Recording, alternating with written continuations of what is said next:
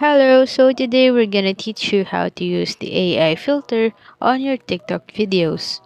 So first up, let's open our TikTok app. Once we're here, we're gonna have to click the plus icon down here. This is the button that you will use to create your contents. So let's click it. Simply click effects, then click the search bar. So let's just wait up for the contents to show. So here let's type AI, then let's click the first one. So if you tap the screen, it will automatically load the filter.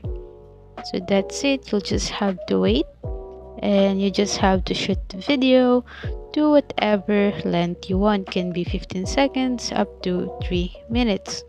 So that's it for teaching you how to use the AI filter. See you on the next video. Thank you for watching.